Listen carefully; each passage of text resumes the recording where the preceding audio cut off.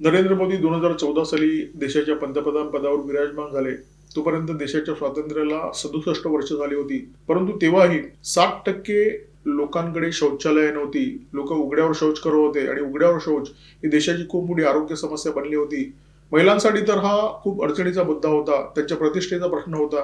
आणि नरेंद्र मोदी यांनी त्यांच्या कार्यकाळामध्ये म्हणजे सुरुवातीच्या काही वर्षामध्ये हा प्रश्न निकाली काढला.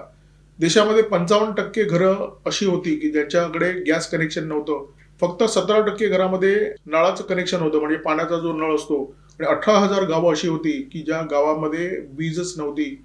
अत्यंत किरकोळ प्रश्न होते. म्हणजे 67 वर्षाच्या काळामध्ये खरं तर हे प्रश्न सुटले पाहिजे होते, परंतु ते प्रश्न सोडवण्यात आले नाहीत. ते प्रश्न भिजत ठेवण्यात आले आणि नरेंद्र मोदी यांनी गेल्या 12 वर्षाच्या काळामध्ये हे प्रश्न जवळजवळ पूर्णपणे सोडवलेले आहेत. नरेंद्र मोदी त्यांच्या दुसऱ्या टर्म पर्यंत प्रत्येक जाहीर सभेमध्ये अत्यंत अभिमानाने सांगायचे की मी या देशामध्ये 11 कोटी शौचालयाची निर्मिती केली.